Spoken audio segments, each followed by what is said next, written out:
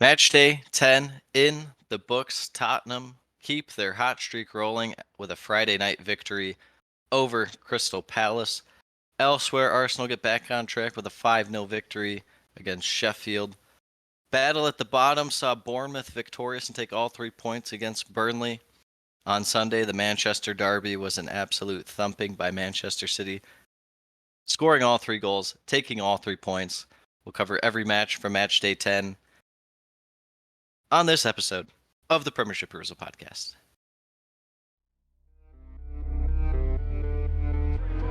Manchester City are still alive here. Balotelli, Aguero! Back, Fuchs. The ball in behind Damian Vardy! It's 11! It's heaven for Jamie Vardy! You are an ostrich. Well, your head must be in the sand. Is your head in the sand? Are you flexible enough to get your head in the sand? Now the fans are shouting every week, Louis van Gaal's army! Louis van Gaal's army! Feet after a fabulous start, the game just got away from you there. I have nothing to say. Nothing to say about the game at all. Drama from day one!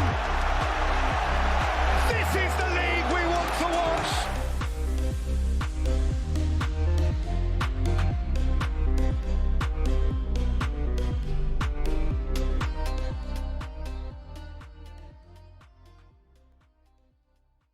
Oh, Sammy. Ladies Last and gentlemen, we Last are week, no back, F. baby. The No F last last week. episode. Yes. I mean, there was an ep. There was an F. All right. No one will ever hear it. And you know what? I'm sticking to my honestly guns. It wasn't even a great episode compared to what we've recorded because I was just, my takes were not on point. We'll just say that. I was out there, I said Ten Hag is not a fraud. He's not a fraud. Ten Hag's I the real. believe in him. Guys, I'm starting to believe Ten Hag is the guy to turn around Manchester United. Is that John Morley? That is American John Morley. Yeah, yes, exactly. Man, you That's American John Josh fan. Morley. Yes. Uh, The Mank Morley. what I was gonna say is, I'm not being a coward and making this episode 111. No, episode 111 was last week. It existed, but due to some sort of technical issue, Mr. Hank's audio did not get recorded. Only mine did, and Yes. we cannot have that. No one needs to hear me talking and then silence and then talking and then silence. No one needs that. So that episode exists, but no one will ever hear it. So that is the lost episode. That's a little Premiership Perusal lore for you. Yes. But hey, we march on. For all the people in the trenches. Speaking in the trenches, Friday night, Selhurst Park. I was there. In not actually there, but watching live. I was there. It was indeed a game for the trenches. It truly was. It was a kind of grinded out, especially the first half. Was Oh, yeah. definitely. I haven't seen Tottenham.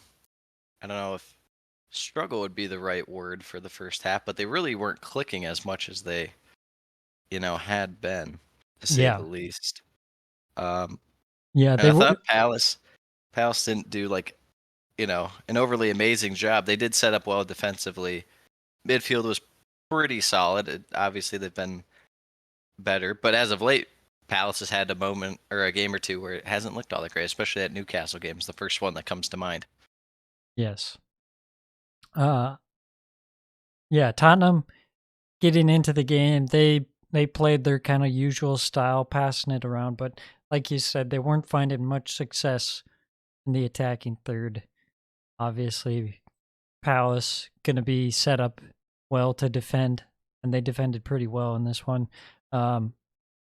Attacking, obviously, Palace looking to hit on the counter as per usual, but they really didn't get many opportunities. Mm-hmm. And what I will say about the first half, Crystal Palace, a lot of fouls. Yeah, there was some classic English footy. That's what we like. Absolutely. Yeah, I I'm don't trying to think if know. Palace even had a chance in the first half. I don't. Nothing's really popping to mind. And any time Tottenham had they had a bunch of half chances and they were typically Yeah, skied. yeah, So exactly. I was about to say, I think that's like all they had was like maybe a half chance or two that they did terrible with. Mhm.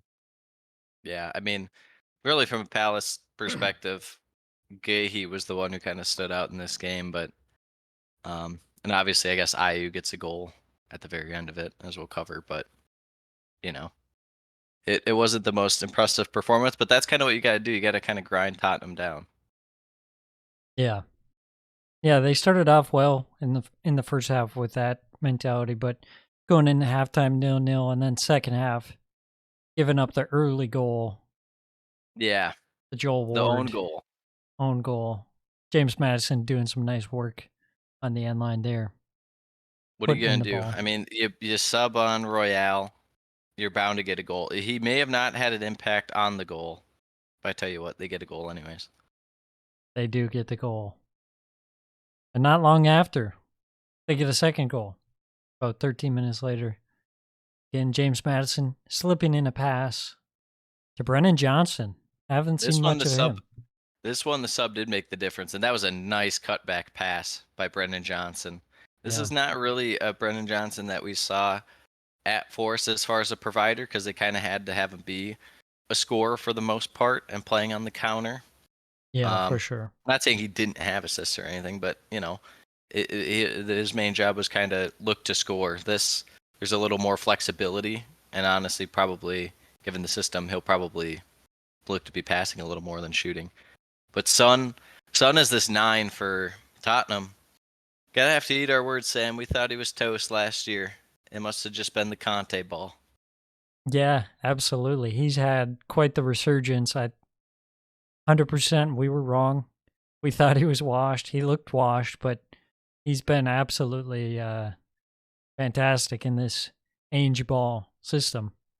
Yes, There's no denying that. true, very true. Um, what did you think? We didn't really get to see much of the Brazilian guy that Palace subbed on. He didn't do a ton, but Yeah. any first impressions? I Uh, think this was the wrong game to take yeah, away anything from him. right. Tough game to come into against pretty good Tottenham side. And Crystal Palace weren't at their best in this game, really, either. Mm-hmm. Subbed on some young guys, and Roy Hodgson said they were terrible. I don't know Yes. if you saw that or not. Yeah. No, I saw like a little snippet of it. Yeah. Best sub in this game was definitely Brian Heel coming on. That was fantastic. Um, yeah, I mean, it's kind of weird with Tottenham where did you see the player of the month was going to Romero? And I get Romero's been better than last year and he has been significantly less error prone and stuff, but Mhm.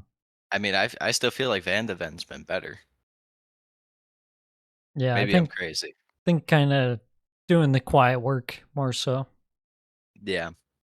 Yeah, and this was not really a Madison game either. So it's impressive to see that Tottenham could kind of, obviously force the own goal, but outside of that, he kind of had a quiet game. But Yeah, I guess Palace were the really final, compact. yeah, I'd say the final chance kind of fell to the Brazilian guy, Francia.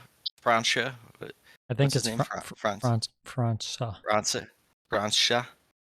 He had a pretty decent chance at the very end, but that was about it.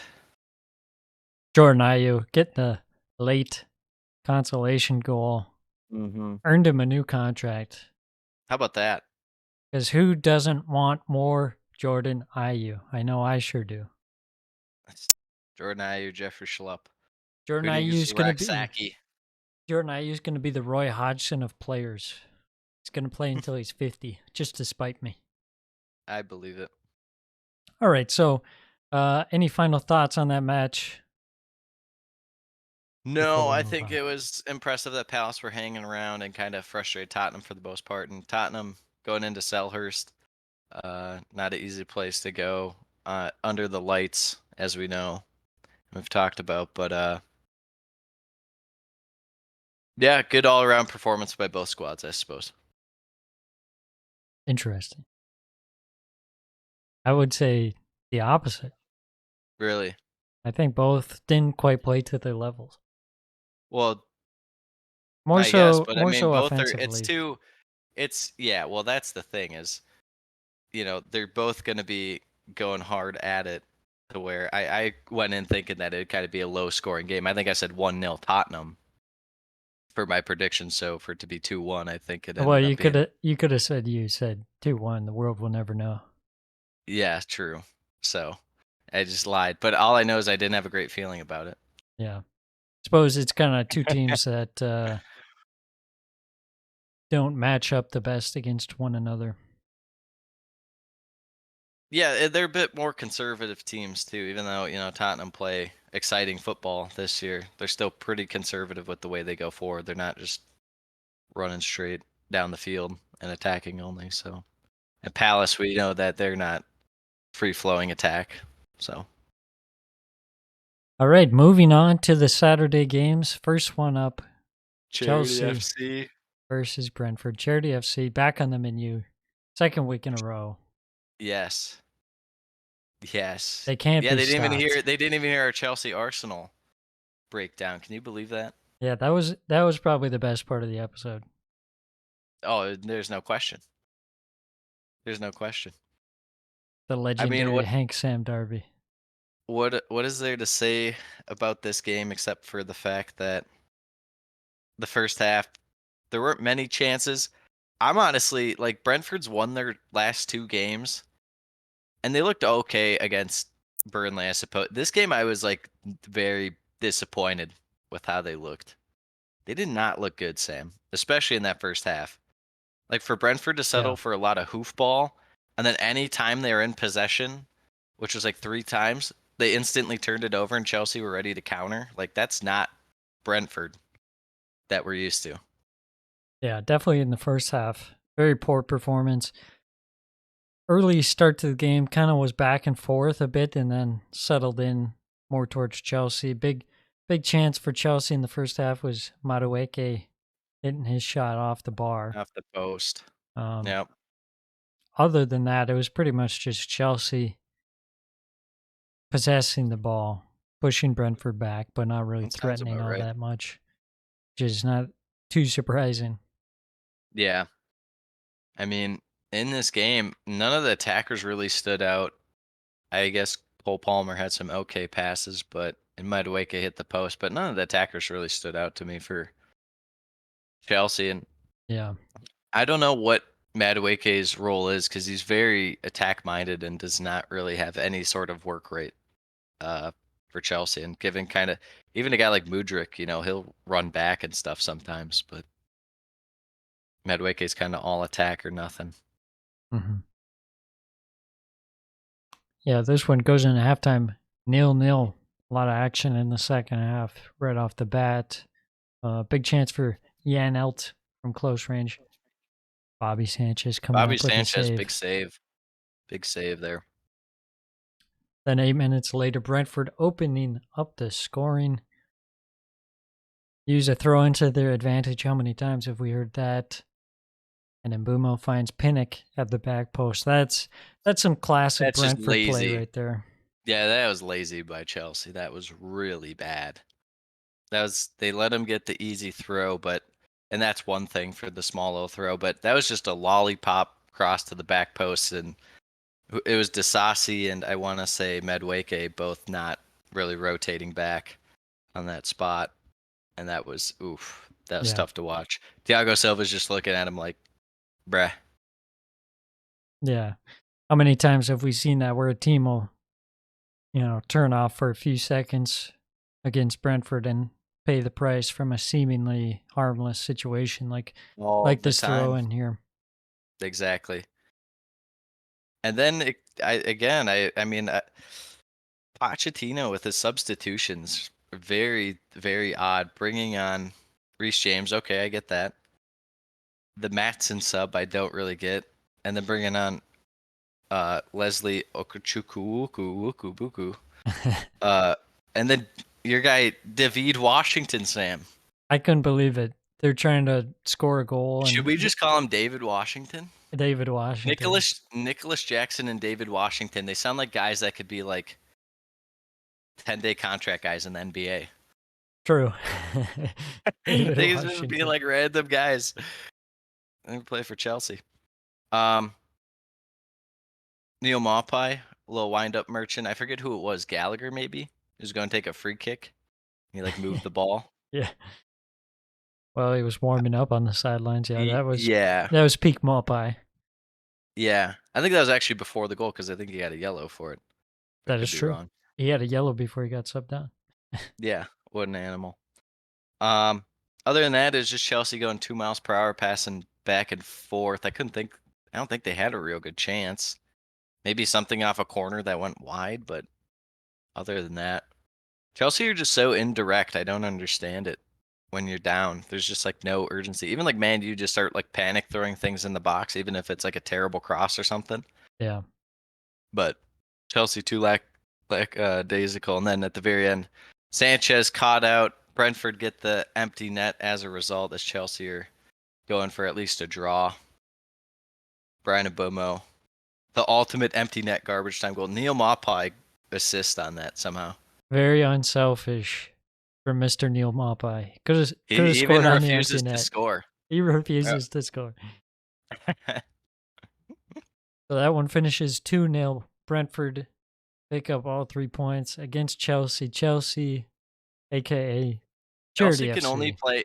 They can only play supposed top 6 teams. Anyone else, they're just like not. And these teams lately against Chelsea, the not very good teams, like don't realize they're just supposed to sit back. Like just sit back and absorb the pressure. Yeah, right. And because even if you go down, they're bound to make an error just passing the ball around. They can't just like hold the ball. So they'll even let you in the game that way. Like they did against Arsenal. Yeah, for some reason, Chelsea, when it comes down to it and they need a goal, they dilly-dally around their own box trying to play out of the back. It's like It's just just a freaking lack move of the like ball being forward. direct. I don't understand it. Like even like in this game, like Maatsen, I complained about him going subbed on. Like he was at least the most direct. His passes were shitty, but he at least like kind of was sending the ball in and stuff. But I don't know. They don't even like try link up play. I would almost guarantee that they're gonna have to panic buy Ivan Toney or Osimhen in the window now. I thought they might try and wait till the summer. I don't think they're gonna wait. Yeah. I think if they at least have a 9, they have like a formidable team that if you start the year over, it's probably a top 4 pushing team, but without a 9, it's just too tough. Now where's Broya? Is Broya hurt again? Yeah, he must be. I feel like Nicholas Jackson might just be the guy you sub on like to seal a game to like hold up play and stuff like that. And yeah, fresh legs. I just do some pressing. That might be his best bet so far. Yeah. But I guess good result for Brentford. Not an impressive performance, minus like maybe Norgard and Pinnock. Yeah, and I think that's honestly a big thing for Brentford is that they haven't been playing very well, but hey, they're still getting results. So, exactly. Especially when you don't have Ivan Toney, it's like you'll take whatever you can get at this point. Absolutely. Moving on, another part of London. Yeah, the scrimmage that was in North London. I don't know what to tell you, man. Like they just got to get relegated. The only way Sheffield are going to win is if they play Chelsea. Otherwise, I don't think they're going to win. I don't think they're going to win unless they play Chelsea. Oh, that would be peak Chelsea to lose to Sheffield. No, it would be this crazy run where they play all these top teams. If Chelsea win like 4 out of 6 and they draw 1 and lose 1, and then they're like, okay, well, now we play Sheffield. And then they lose to Sheffield. That would be the epitome of Chelsea. Yes. I mean, there's not much to say about this. I thought about the funny thing, and this is going to sound so stupid because it's hindsight, is 2020. But I genuinely looked at picking up Nketiah. But I never know with Gabby Jesus. It's like he's hurt, but I don't know if that means he's hurt and he's just going to play some, and they're going to sub him out. I just don't know what to do with Arsenal's like strikers for fantasy. Yeah. I mean, it doesn't It help that honestly pissed Arteta me off. is very coy about injuries. I told you I'm not a fan of Super Mick at Super this Mick moment. He Arteta's is press pissing conference me. He is antics. pissing me right off with Yeah. everything he's doing this year. The whole shitting on Ramsdale, and he's clearly a core of like your rebuild. Yeah, I that was a major hit to the vibes of Arsenal. Yes. Yeah, first half, I mean, it wasn't very exciting. Sheffield United just sitting back, obviously. Arsenal working the ball, not really moving the ball all that well, but they were doing okay. It was good enough. It was like, Yeah, I mean, for okay. 20, 25 minutes, Sheffield was like holding on. It wasn't like, or they weren't like fully just holding on for dear life. They were actually like kind of frustrating Arsenal a little bit. They were putting up somewhat of a fight. Yeah. There were a lot of Arsenal fans that were like, "Oh my god, this is the end. This is the end." It's like Lol. just wait a second, like we'll score eventually. They're obviously like defending super far back with like 10 guys behind the ball. And then Yeah. obviously the first goal did come. Eddie Nketiah gets his first of 3. Yeah, was that Assist. the one from Declan Rice? Yeah, assist from Declan Rice on that one. It goes in halftime, 1-0. And then the second half is where it really pops off. Eddie Nketiah, 2 goals in the span of 8 minutes, 50 and 58th minute there. Smith Rowe getting an assist on that second one. That was nice to see. I'm just glad that Lord Kivior got to start this game. That's all I care about. Yeah, actually some rotation from Arteta, which was nice to see because I mean, if you're playing your starters against Sheffield and you're going like full boat, I mean, I don't know what to tell you. You just don't have to. Exactly. And that was a downfall of Arsenal last year's, like not And then just getting rotating the gassed. team. Yeah. Especially when you have guys like Emil Smith Rowe has like not played much this year. It's like you can start him. You know that? You Yeah. can play him. Yeah, unfortunately, he got hurt. Yeah, well, He's that's going to how be it out goes. for like a month now, which is insane. That's okay. You have Fabio Vieira to come on for the last 5 minutes and cook because that's what he does. That's He's right. a 5-minute player, and you save him for the very end. He says, "I'm getting mine." Somehow, like the most obvious penalty call, like in existence, and they You took gotta like review. 9 years to review it. Well, you have to. You gotta make sure it's okay, Sam. In a 3-0 about to be 4-0 game, you have to take all the time in the world to make sure it's right. Yeah. Vieira steps up, scores that one. And then Lord Takahiro Tomiyasu, I stand this man. I believed. And now it's paying off. Everyone loves Tomiyasu now. I was there from the start. Gets the last goal. First goal in Arsenal colours. Ends 5-0. Arsenal beat down on Sheffield United. The pain continues for Sheffield United.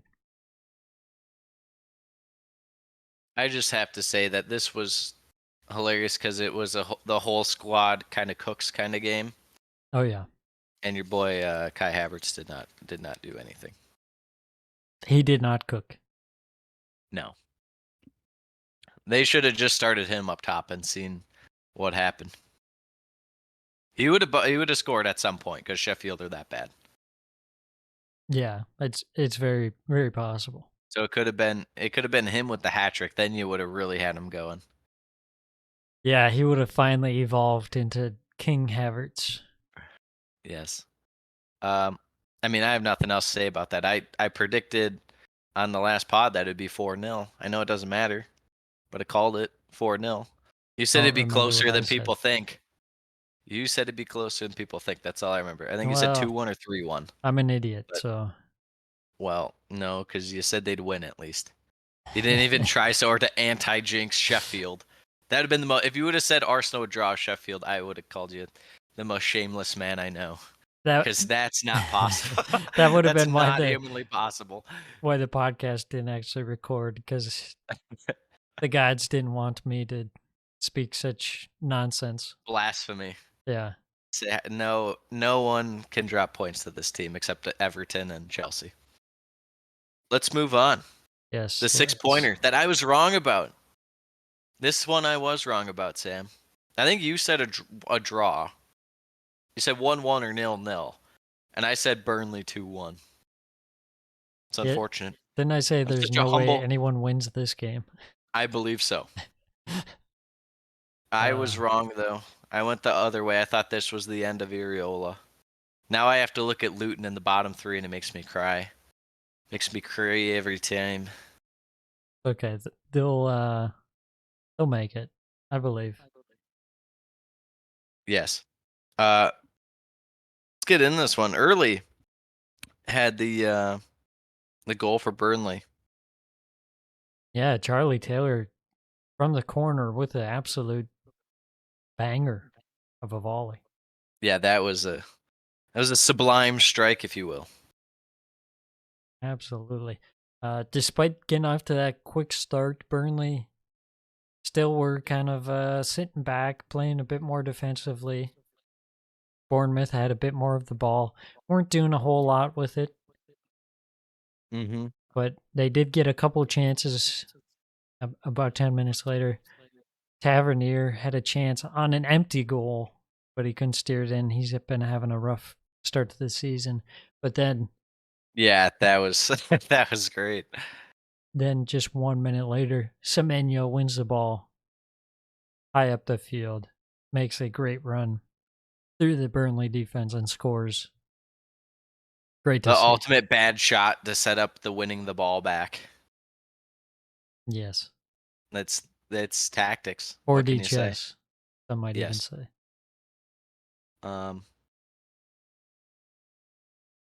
Yeah, I just have one thing in mind about this game, and I can't get it out of my mind. So I can't wait for us to get there.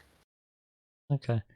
Rest of the first half was kind of similar, more Bournemouth possession, but still not really doing a whole lot. Went into halftime, 1-1. Second half, Bournemouth kind of doing the same thing, doing what they do. I mean, at times they got the ball up a little bit better, Semenyo and Solanke, but overall not a huge improvement, but it was slight improvement, I suppose. Burnley Yeah, but it's going against Burnley, so it's like, what is that going to do for you? Burnley cemented the fact that I am like completely out on them. If they can't compete in this game, Yeah. then I have like no interest in you being in the league whatsoever. Yes. I don't know. It's something about Burnley, and we'll just get to the goal. But the giveaway by Vitinho, like it's just stuff like this. They shoot themselves in the foot. It's so bad. It's so bad. Yeah, And exactly. then Phil Bill said, "Hold up, let me cook, Sam." Yeah, he saw Trafford way off his line, and he Yes. went for it. He cooked him. Egg on face for Mr. Absolutely. James Trafford. Then your boy J-Rod almost had a chance. Yeah. Later on, Yeah, at been the subbed near the out. end. Yeah. Yeah, had the chance, but it was offside. Yeah. What I are you believe gonna so. do?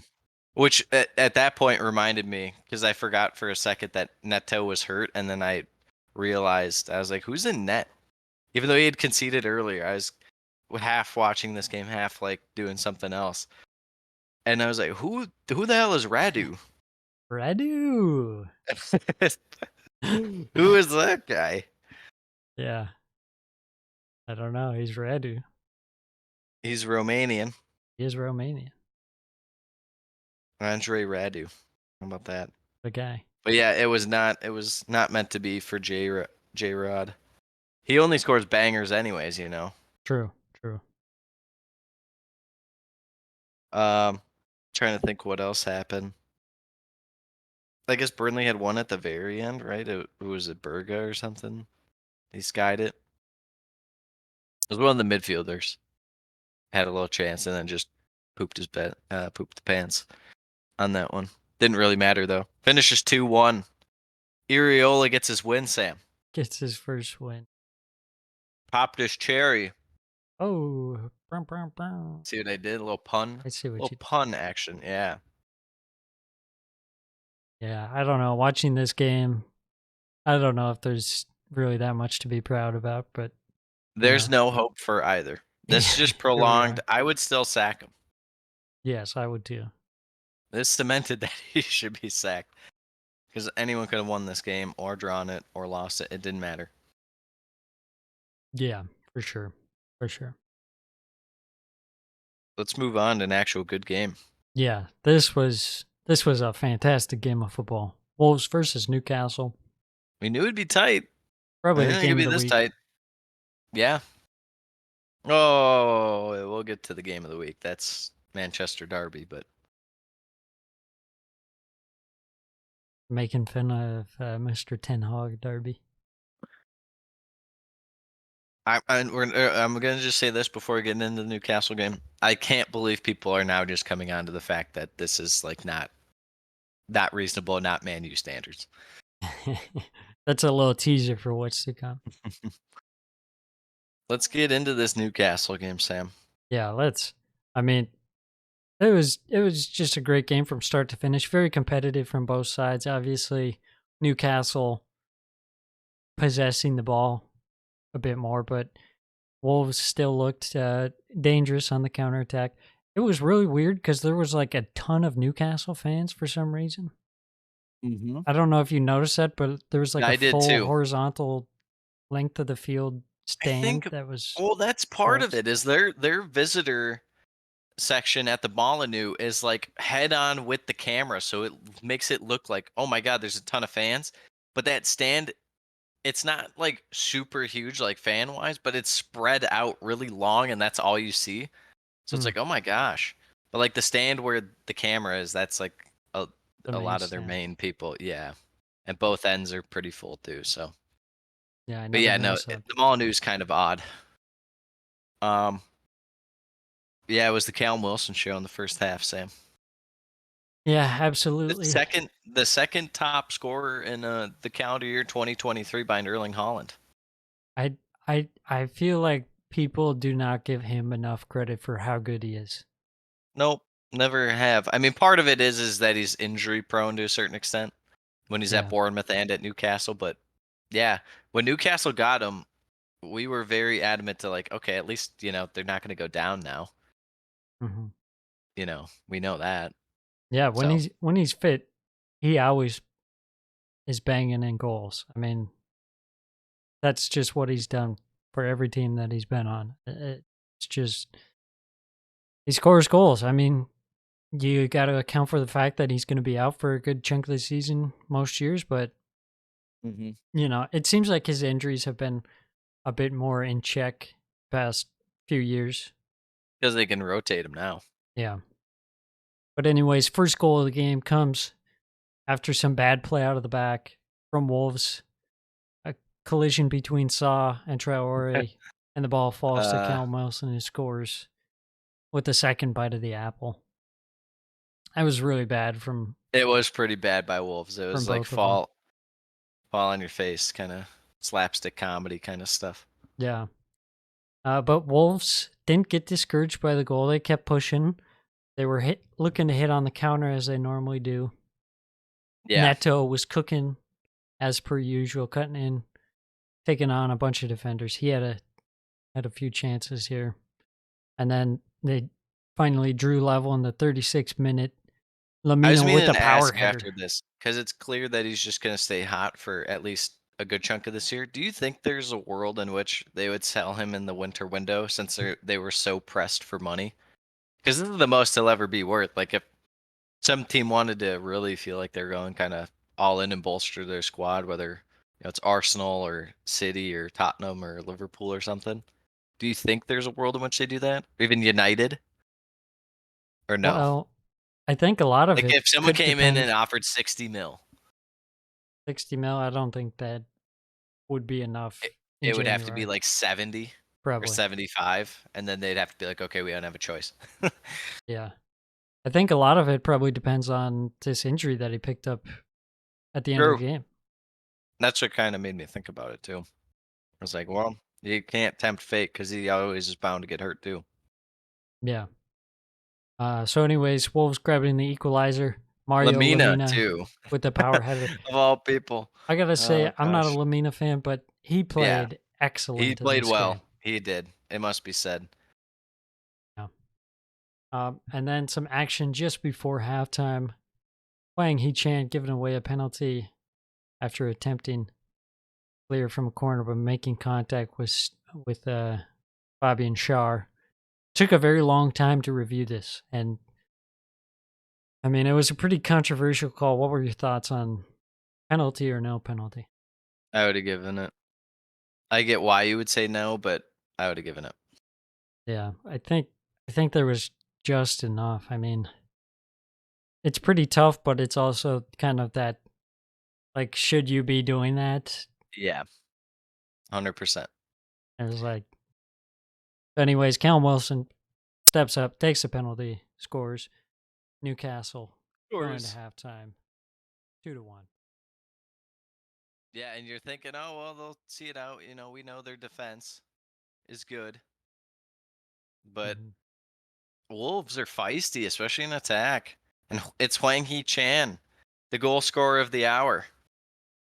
Yeah, he's been He's been instrumental. cooking. I feel like, I wasn't respecting your opinion enough that he has been, potentially their best player. Yeah, I mean, Neto he's up for player of the month for a reason. So I understand that, but I try to zag whenever I can. He's been huge for them because their issue is goal scoring. It's not chance creating. They've always had guys who can create chances. They just don't have guys who can finish. And now they have Hwang Hee-chan, and if they keep your boy Kalajdzic healthy and can start him all the time, I still feel like that's, you know, they can make something happen there. 100%. 100%. Yeah, some nifty footwork from Hwang Hee-chan, hitting the equalizer. After that, Neto comes off, as we mentioned previously. Looks like maybe a hamstring injury. Not good on that one. Yeah, you never Stretchered know with those off. soft tissue ones how long it'll be, and you hate those. Yeah. Towards the end, Newcastle really piled on the pressure, but Wolves held on. They stood strong, got the point, Yes, and it was a well-deserved point. absolutely. I don't think you'd have any argument to say that, you know, either team does necessarily for sure deserve to win, Mhm. but no team deserved to lose that one. I would say Yeah, that. absolutely. Fantastic game overall. Very entertaining. Absolutely. Let's move on. Sunday. Oh, I Sunday will say games. before we move on, Yes. this was the one tricky game for Wolves, I thought, when I was predicting the next four that where Wolves would get hot on the last narrative pod. So far they have a win and a draw. Now they play Sheffield and Tottenham. Right? And See it's what they can do. possible. Yes. They're cooking. West Ham Everton. Speaking of cooking, but not cooking anymore, is West Ham. They've slowed down a bit. Yeah. Not as hot as they were. Well, and you can see why when David Moyes starts the same players game after game Over and over when they and have over and over. European competition. They're not even doing well in Europe this year. I think Paqueta should be dropped for a while. Let's just say that. I mean, they got Mavropanos sitting on the bench. Well, you love some Kurt the cat kicker. And Aguerd, he's definitely not error prone at the moment, especially. I just don't know if you drop Paqueta. I mean, who do you replace? If you just go Suchek? That's kind of where it's a struggle. You want to replace him, but it's like if Ben Ramo was cooking or Maxi Cornet was cooking, you could maybe talk yourself into going with one of them, but neither of them are going. I'm glad they at least started Kudos. He didn't do anything this game, but at Yeah. least they gave him a chance. I still like to see him out there. The only guy I really liked in this one I thought was Ward Prowse was pretty good. But other than Mhm. that, it was like, I couldn't believe Arsenal played West Ham in the Carabao Cup. They were starting Jared Bowen in that game. Why? Because, well, you guys are playing Kai Havertz, so I don't know what you're complaining about. Full strength.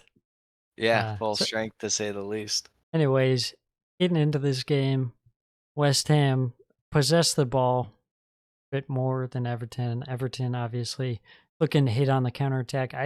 The thing I noticed about this game, it just seemed like both sides were not looking very sharp, especially in the first half.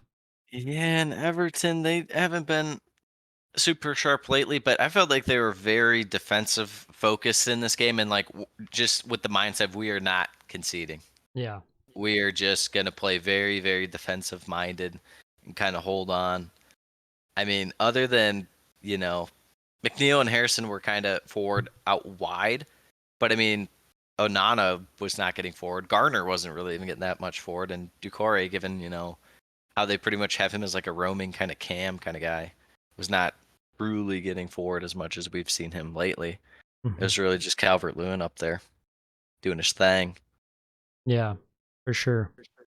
On a scale 1 to 10, how upset were you that you know, to watch an Everton game and not get to see Ashley Young because he was hurt?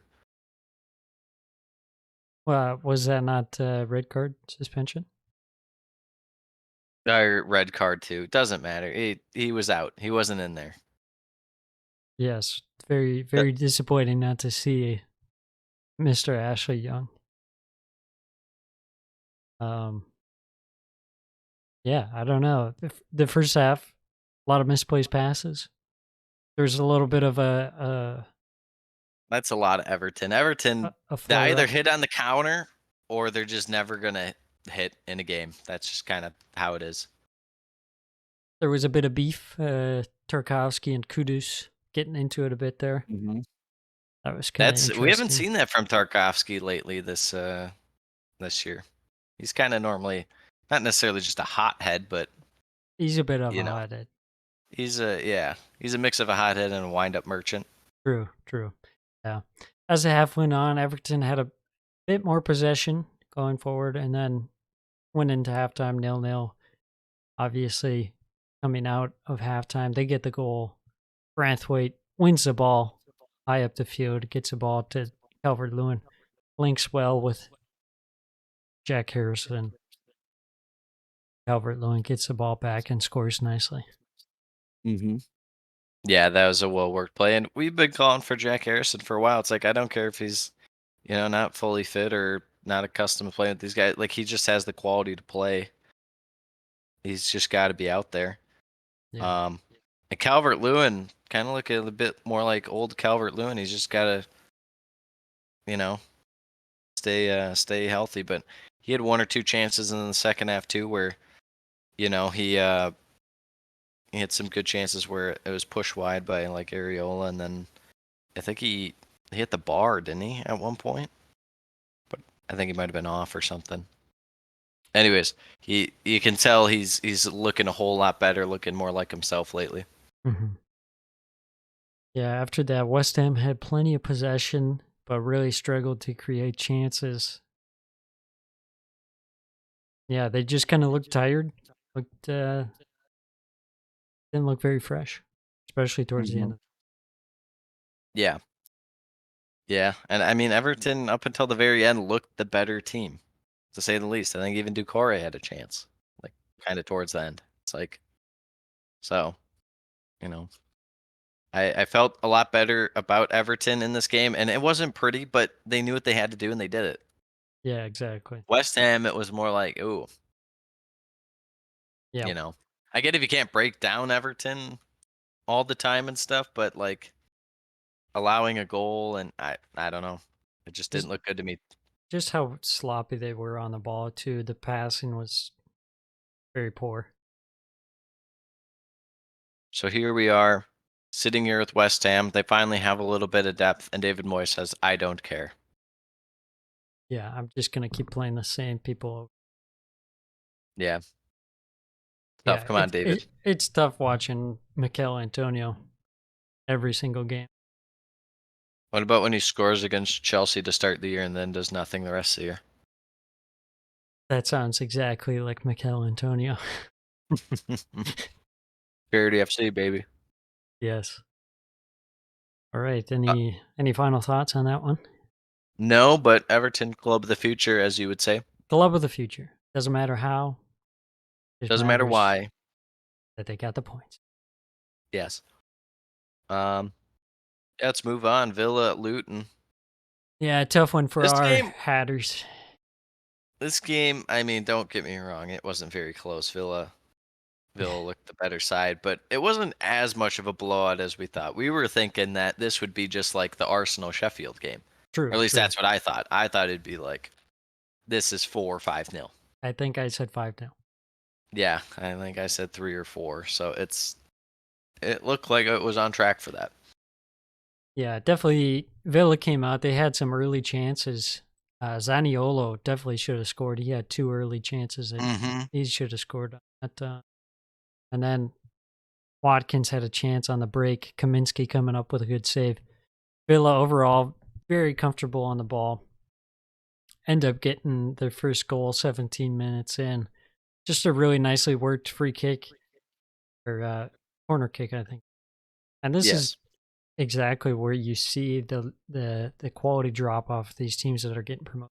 They're just getting rinsed by Villa on these set pieces. Villa worked it perfectly. John McGinn wide open, hits the ball in the box, scores. Yeah. Villa take the lead. Doug Luiz, another guy up for player of the month. It's gonna be a tough player of the month. There's like 4 or 5 guys that really popped off. Yeah. Could go anyway. Yeah, John McGinn just steady as they come these days. Yeah. I thought Villa, they kind of slowed things down towards the end of the Yeah, half. definitely And took their foot off the gas, Yeah. and I was very surprised by that. yeah, I didn't expect that either, especially after that start. I mean, it looked like, they were cooking, but just kind of fell off. Mm-hmm. Absolutely. Goes in Um, halftime 1-0. Second half, early goal for Villa. Diaby getting on the end of the rebound after Digne's cross to Yeah. Bailey. Hasn't scored in a little bit, but he's Helping out been my still fantasy playing team. very well. Yeah, he's been playing very well this entire time. Truly, it's not like anyone on Villa's really had a big drop off. I guess Zaniolo's been probably the most disappointing if you want to pick one guy, but he's at least creating chances and stuff. He's just not executing it. But Yeah, exactly. He creates chances really well, but then just completely blunders them. I'm just surprised that Villa this year compared to last year, they're like just not giving up nearly as many, like even half chances and stuff off like counters and whatnot with their high line. Yeah. Not nearly as much as you would think. Or last year where they'd be dominant in possession, but teams would catch them out, and then it's they're down 2-0 even though they're dominant. Yeah, they're not getting cooked in the fullback position nearly as much as last year. Mm-hmm. Then we had an own goal, Sam. Tom Yeah. Lockyer. Tom Lockyer getting on the end of Diaby's cross. Yeah. He tried to kick it out, but Yeah, there was no hope for the captain. he could only kick it in. Yes. After that, I mean, it was pretty much done. But Luton get an own goal.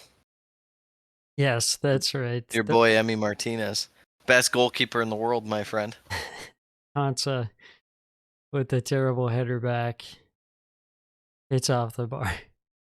And Hunter Martinez, that was class. Yeah. Listen, you can't blame him for that one, but especially since he's the best goalkeeper in the world, it's True. not his fault. True. That one ends 3-1. Pretty comfortable for Villa. Luton. Yeah. That was one we felt pretty good about, and it still came to fruition. Yeah. This one I was dead wrong about. I think this one and the Bournemouth one, I don't know which one I was more wrong about. I thought Brighton would smoke Fulham. Yeah, Fulham. You really don't know with them these days. I mean, to be fair, and we'll get into it early. Brighton for the most part looking pretty dominant in the first half in general. And they do get the goal to show for it. Evan Ferguson from your boy Pascal Gross, who we saw at our friend's wedding. Yes, I got to shout out sit next to Pascal. him at the table. Pascal Gross. So Great guy. Top lad. nice little goal for Ferguson. It's one of those where this is why you see the potential with him. He's not quite there yet, obviously, as the full package, but it's hard to not envision that the Irish lad will get there. Yeah, for sure. I was wondering, what were your thoughts on that Polina elbow early in the game? Oh, that has to be a card, don't you think? Yeah, it has to be a red card for me. Yeah, that's what I'm Yeah, saying. Yeah. And instead it's nothing. And then that's what I'm saying. This is like the bounces Fulham gets yeah, absolutely. because it goes on. He doesn't even get a card, and then obviously in the second half he gets the equalizing goal. They at least listened to us, gave us a little Harry Reid action in this game. Didn't do Yeah, a ton, Harry Reid, but Harry Wilson, Iwobi, yeah, I just Harry don't get how Wilson coming Iwobi on. wasn't certain either. Definitely better to see that bit more of that going. It'd be nice if they started Harry Wilson. I think that would be much better than D Cordova Reed or even Willian at Yeah, this but your point. boy Raul Jimenez was in there. He had that going for him. That he was. That he was. Um, yeah, I mean there wasn't much really in the second half that really caught my eyes, especially from Brighton. They kind of that often, as much as we're shit talking Fulham, this is probably the best they've looked in a few Yeah. games, to say Yeah. the least. 100%. Especially attack wise. Early in the second half, they at least had stuff going forward, even before the goal. Hmm. And even when they'd lose possession, they were pressing pretty well. Yes, absolutely. They end up getting a goal.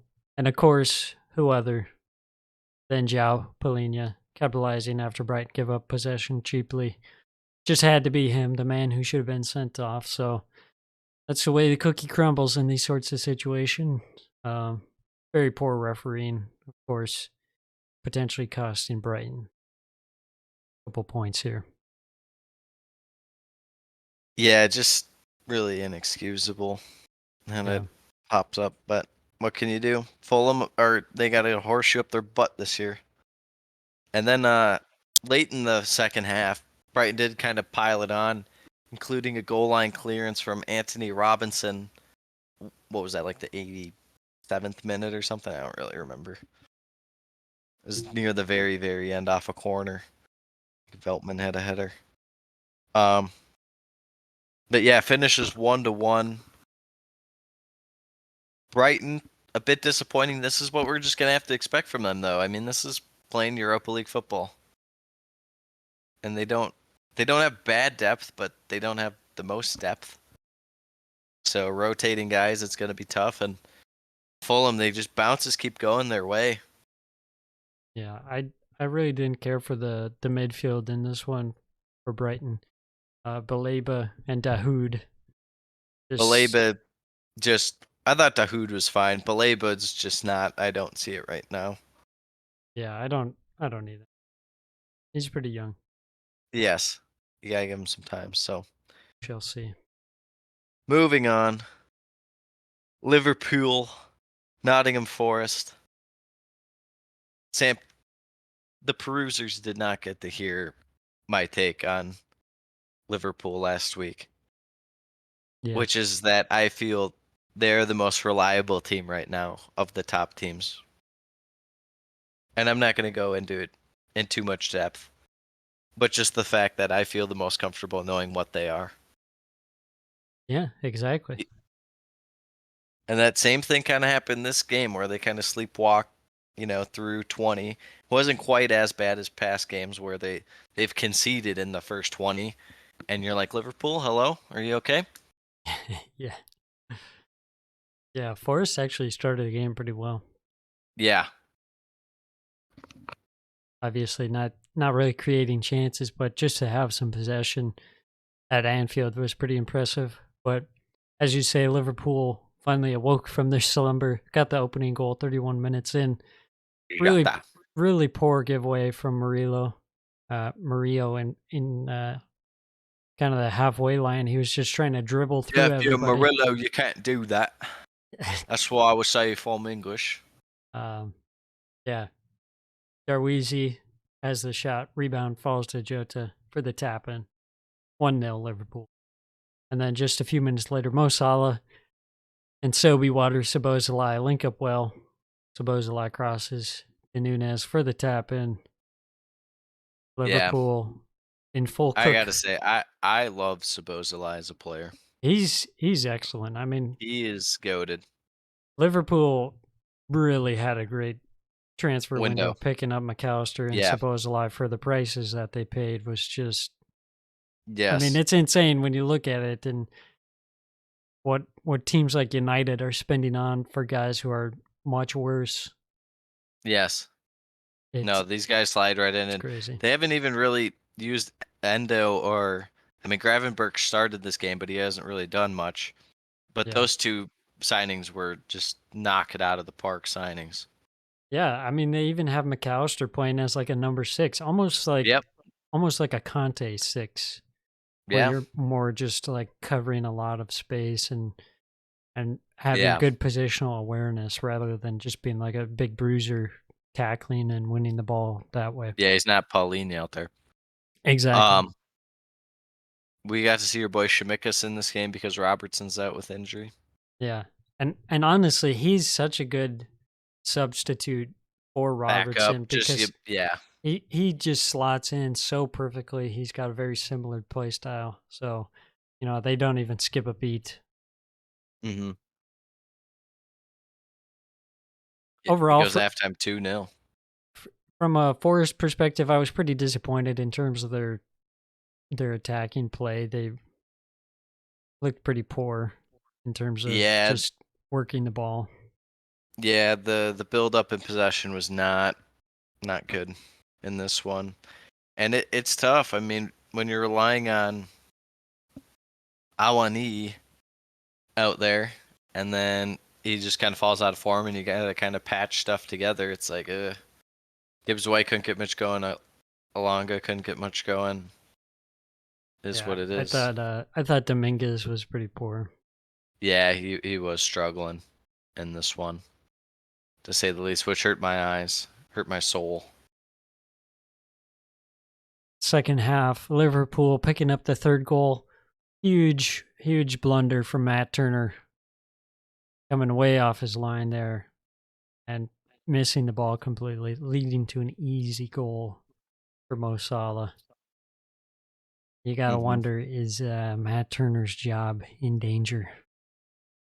Well, I can tell you what, their backup goalie, I'm pretty sure, sucks. If it's the guy, I think it is the Greek guy who they got from like Benfica or something. Okay. He's pretty stinky. So Okay. they might rotate him in, but Turner will be back in. Yeah. I think that's just kind of how Turner goes. He's good for a bit and then. They should have just paid for Dean Henderson. They really should They have. probably didn't want to pay the wages, maybe, I guess. Because he's the highest earner at Palace on 100K. Huh. Sitting on the bench. Yep. Well, I told you, Sam Johnstone. He's There's good. no need for Dean Henderson. You got Sam Johnstone. He's solid. Liverpool roll. Feel good about them. Forest, a bit shaky. You knew that they weren't going to win this one, so I'm not too worried about that. If it keeps going forward and they just like can't really get going, even against like mediocre teams, then I might be a bit worried. But Liverpool at Anfield, they got 3-0. What else you want? Do you expect something else? Exactly. it is what it is. This 3-0, however, this on Sammy was a bit old Manchester unexpected. Derby. And by unexpected, I mean I think I predicted 2-0. I don't remember what you predicted, but it definitely wasn't a United victory or a draw. Yeah, I might have said 3-0. I don't remember. You probably did. You probably did. Yeah, I mean, there's not a ton to say to start this one off. I mean, it really sucked the life out of it. It was very much pep ball, kind of playing around. Yeah, that's what I have in my notes. It's very typical City possession early on. I mean, they do what they do. Everyone knows how they play. But Um, United did nothing to, Yeah, really get the crowd going or anything. Even putting in some like 2-footers or something to kind of, razz the crowd up. hmm yeah. First big chance of the game fell to Erling Haaland as Foden's header was saved, and then Onana kind of just swatted the ball away from Haaland from getting the tap in. Yeah, I will it say was weird. Onana, we've criticized him quite a bit, but Yeah. he was excellent this game. Yeah, I mean, a lot of this, what's been going on is he's been left out to dry on a lot of these chances. Yeah. And I think it kind of continued in their midweek action against Newcastle for the most part, where you'll just, you obviously see the memes where it goes between his hands and whatnot, and he deserves criticism. But when there's just no defender around, it's like there's not much you can expect out of a keep. That is true. Um, And then the next big thing, 24 minutes in, City awarded a penalty after a VAR review. It was on a free kick. Hoyland Hoyland. pulling Hoyland. Rodri. What were your thoughts on that penalty? I think if it's in what the announcer said, if it's in midfield, they'll call it. So I don't have a problem with it. But to go back and find that when no one saw it live is pretty wild. But I guess that's the point of VAR, isn't it? Isn't it? I thought it was like insanely soft. I mean, something like that happens like literally on every freaking corner, Yeah, and well, it's never when called. it's So how are you gonna just call it in a big game like this? I mean, that's insane. That completely changed the momentum of the game. Not to say that City were gonna lose, but it definitely yeah, helped kickstart. given the fact United were holding form for a little bit and shape for Yeah, that matter. yeah. Yeah, I Yeah, understand it. City weren't really, creating much for chances. They had that one chance, and then the rest of the game it was just more so possession. But this one, Holland steps up, converts a penalty as he does. hmm Some chances for United after that. Foden giving away the ball, and then Hoyland on the break, but John Stones did enough just to kind of put him off. He couldn't really John get the Stone's two clean phones. shot I off. thought United was not sharp in attack. I thought that a lot of their kind of balls into the box and whatnot were just kind of really poor for the most part. I think McTominay might be He's their the best best attacking attacking player. player. I texted you that because I watched it live. You said you have self-respect and couldn't bring yourself to do it, and I respect that. But I was like, I think McTom is just their best attacking player going Yeah. forward. He's the new Fellaini. He really is. It's so odd. crazy. It's crazy. Yeah, very odd. He had a chance on the volley before halftime. Ederson making a nice It was stop. right at him. It Yeah. was a good save. It was a good blast. It had a lot of power behind it, just no movement. If it swerves a little bit either side of Ederson, he probably doesn't save that because it Yeah. was a blast. That was by far their best chance of the game. And then just before halftime, Onana coming up with a huge save on Holland, who really should have scored, but he headed Yes.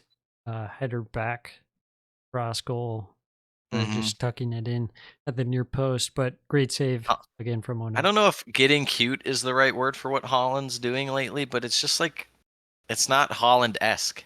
With Overcomplicated. a lot of yeah, he's like second guessing himself a lot of times with this shit. Yeah. It's very weird. Goes into halftime, 1-0. Not too bad for United in the first half, honestly. Especially considering that penalty that was maybe controversial to some, less Yeah. so to others. But City wasted no time in the second half. Holland got the same chance basically again, and this time he put it in the back of the net. Yeah, you can't give that guy multiple chances at the same go. Yeah, it was just classic City. Bernardo Silva getting to the end line and then crossing back. I mean, once you let City get someone to the end line, you're cooked. Like Yeah. 100 times out of 100. I've said that before, and I will That's all die they on that go hill. for. That's all they go for is get to the end line and swing it in. Little backdoor cut pass. So, I thought it was kind of interesting. United found some success just like playing hoofball. I mean, yeah, you just got to find where the space is against City and kind of go for it. But Yeah. um, I just can't believe that all these signings United make, none of them work out, and none of them make sense together from the initial kind of spot. Yeah, I'll just wrap this up before I go on my tangent about United. I've been cooking this one up. It's been brewing inside of me. Good. So anyways, City add a third in the 80th minute. Rodri shot rebounds to Holland, rolls across the Foden, finishes 3-0 City, comfortable victory. But anyways, like we're talking about, the problem with Manchester United, these signings have just been worthless. And not to mention you have guys who are like, what is their position? They're just kind of all over the place. Hmm. Can we just play Bruno as the number 10? No, he's got to drift out wide. He's got to play. He's got to play out wide. Is Christian Eriksen good enough to be starting for Manchester United? I don't think No. so. Like if they would just play like a freaking 4-2-3-1 with players actually playing in their position, or like a 4-1-3, 4-1-4-1. A 4 4-1-4-1, 4-1-4-1. They get to a play. They get to play 4-1-4-1. two squads at one time. Just play Sam, I a think they'd have success if they're able to play 22 guys. just play a normal freaking lineup with guys actually in their position. Mason Mount, I don't want to see him ever again because he doesn't have a position, and I'm honestly sick of these players that don't have positions because they just kind of suck. Him and Kai You're saying he's Havertz, the English Kai Havertz. exactly. It's like, figure it out.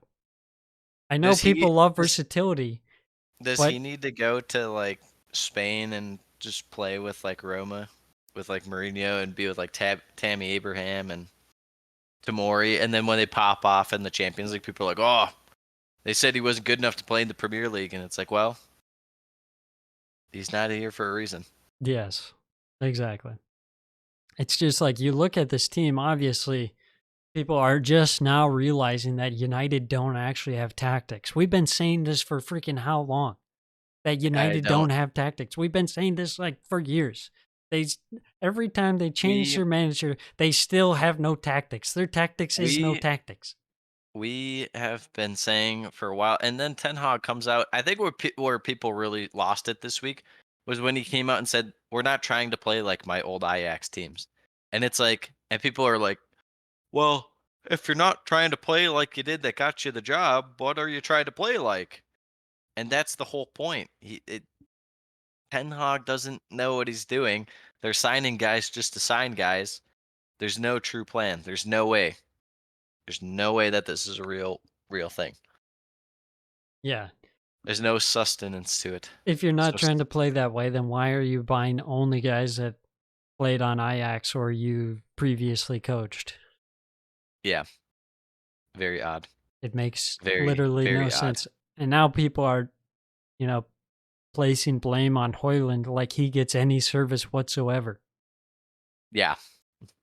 I mean, you got freaking Bruno Fernandes showing up in like the left back position. It's like, why is this guy anywhere near here? He should be way farther up. yeah. It's just insane how bad it is if you just play guys in their regular positions. I mean, I I don't think it'd be great, but it'd be a little bit better. It doesn't help that you get guys like Rashford, you pay them and then they disappear. You Yeah. have to pay Johnny Evans. Lindelof truly is playing like fullback. This team just doesn't make sense Yeah, it doesn't make at sense. all.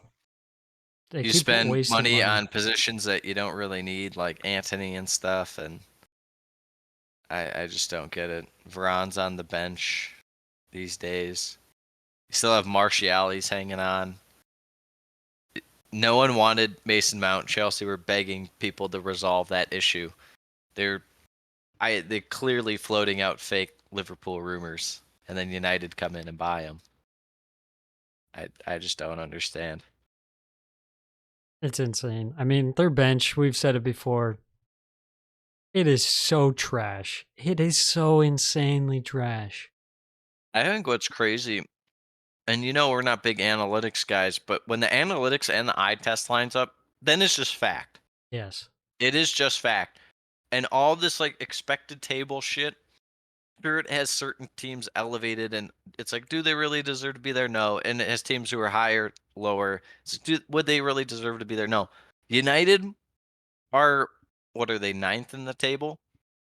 And the like expected table has them 11th. It's like, yeah, that sounds about right.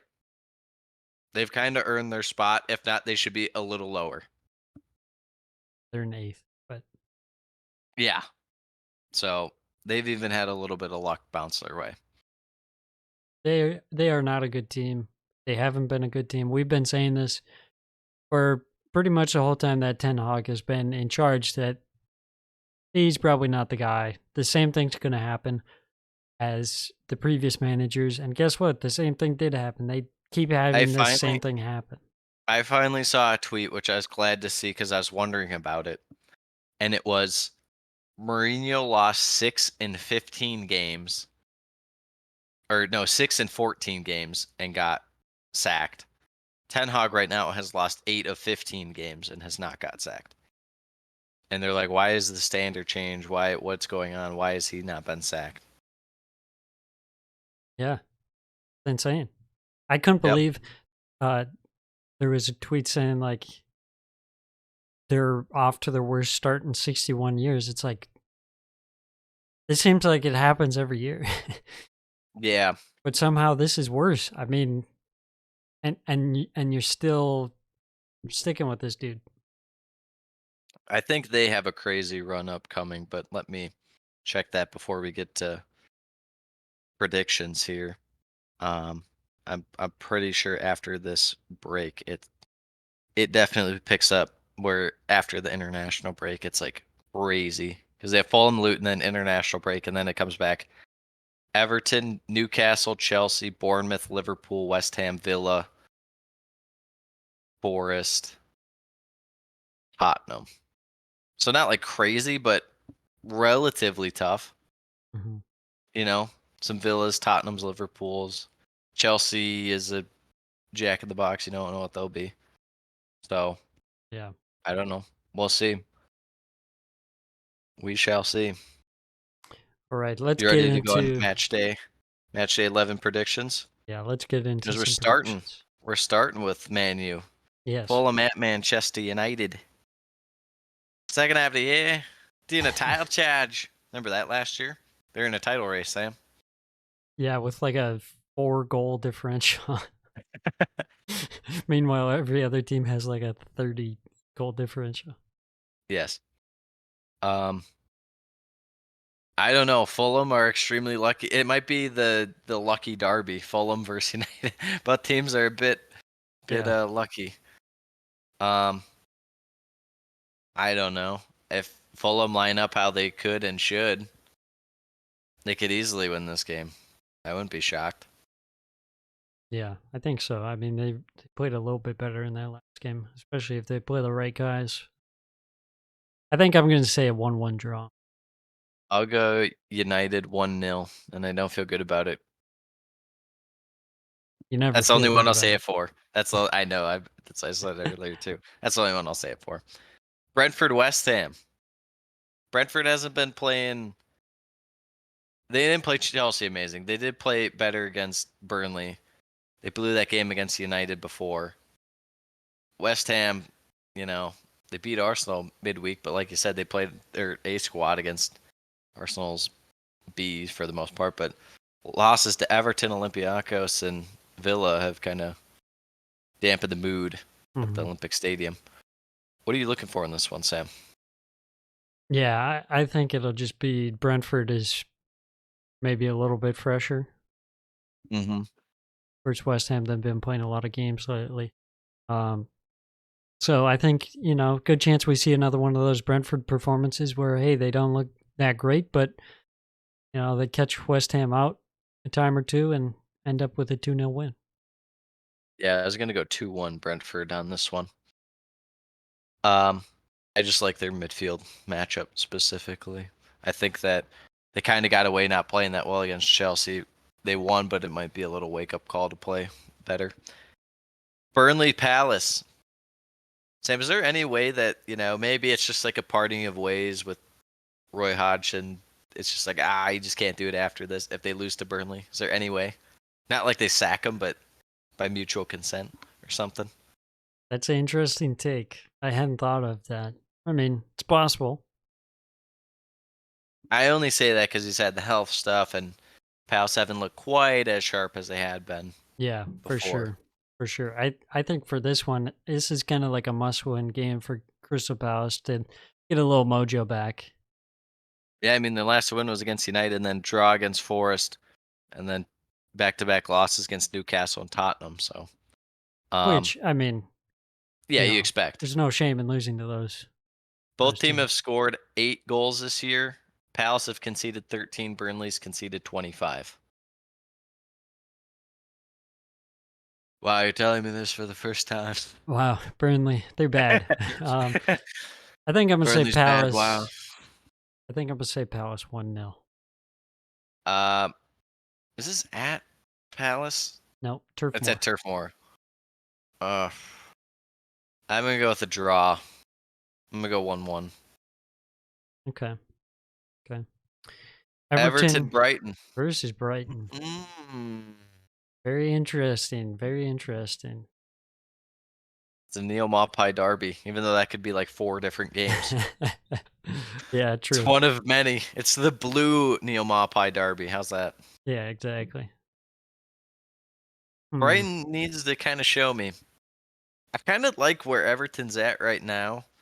They've won 3 of 4 because they beat Burnley midweek 3-0 in the EFL Cup. Brighton's been clicking kinda, but not fully. Yeah, they've kind of stuttered a bit. Yeah. I I feel could like if easily see Brighton walk away with a 3-0 win, but Everton's kind of playing okay yeah, right now. I'll go with the Brighton 2-1 victory, but I don't feel good. No, I'm just kidding. I'll go 2-1 Brighton. yeah, I think if I was a betting man, this could be one where you could maybe get some good odds on Everton. Yeah. Yeah, I think Brighton probably still wins this one. I'll say 2-1. Oh, that's not going to happen then. Man City, Bournemouth. Mr. Areola, you had a win last week, I see. Very nice. Let me How's introduce you to this? Man City, brother. How long will it take for this game to be over? Over under on like 15 30 seconds. 30 seconds. 30 seconds. I feel like by they're the just gonna way, get torched. Everton only plus 200 to win outright. Brighton plus 120. Yeah. I might be lining up the Brentford plus 110. You mean Brighton? No, Brentford plus 110 against West Ham. I thought you were talking about Everton. No, I was. I was just looked at the Brighton or the Oh, Brentford West okay. Ham game too. No, Brighton's plus 120, Everton's plus 200. Man City's minus 1100, Sam, in case you want to, there's some money down. Yeah, exactly. Bet 100 to get back 1 penny. Yes. Yeah, I'll say like 4-0 for this one. Yeah, I'll go 3-0 Man City. Sheffield Wolves. Wolves do not let us down here. Yeah, don't let us Do down. not let us Whatever down. you I would do. be so pissed if you Yeah. let us down. Especially would right now, too. they're on a streak of win, draw. So now they're due for a win. Due for a win. I just like what they're doing, and they're not Sheffield. So I'm gonna go with I'll go with the 3-1 victory. Yeah, I'm gonna say 2-1 on this one. Okay. Newcastle Arsenal, big game, Sammy. Ooh, What are tough you one. scared of? Tough one. St. James Park. I Newcastle. mean, that's What are you scared of? brutal. Anthony Gordon, Newcastle. Yeah, Anthony Gordon Longstaff. possibly cooking, but I feel better, having Tomiyasu and White as the fullbacks.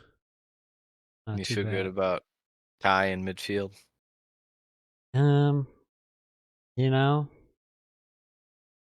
no, I don't. It'll Who be would you rather interesting have to in see. El Neni? Oh, El Neni, get in. He's back, Lamini on a baby. one-day deal. I mean, it'll be interesting to see kind of the physicality of the midfield if Newcastle just kind of bullies Arsenal around, or if Arsenal are able to match that.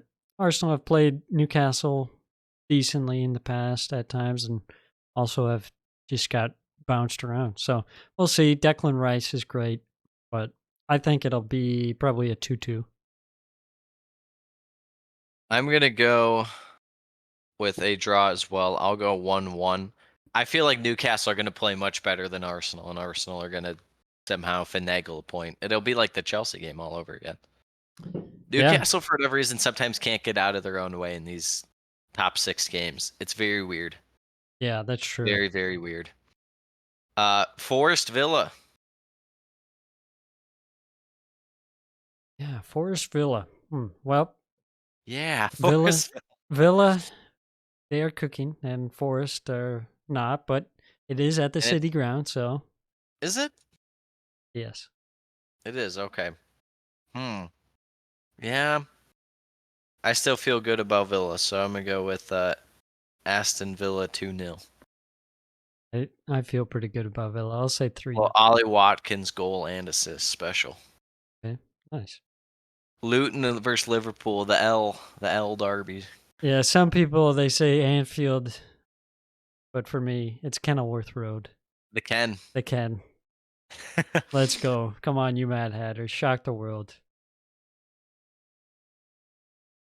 I would just love to see Liverpool lose only because I just back them and because Klopp losing at the Ken would be scenes. Imagine the levels of cope. Seethe. Yeah, the Seethe. The cope and seethe. The billboards we did not know the company names. How are we supposed to play? You're supposed to hold the fucking shirt. How are we supposed to play when the fans are so close to the field? Now I sound more like Ten Hag. But Yeah, everything just becomes Ten Hag these days. We've been doing too much Ten Hag lately. That's the problem. yeah, that's true. Not enough Klopp. Yeah. The pitch is very dry. Yeah, I'll say 3-0 Liverpool. Yeah, I'll go 4-0. Right. Chelsea Tottenham Monday night. Chelsea Tottenham at Tottenham Hotspur Stadium. Can we finally have the man, the myth, the legend back? Is he going to be healthy? AKA Ukraine Bolt. Ukraine Bolt. AKA Chelsea's best player. Will he be back? We can only hope. So he can cook Let in him prime cook. time. So he can cook Tottenham. Yeah. I feel like this will be a game that Tottenham just kind of makes Chelsea look not so good.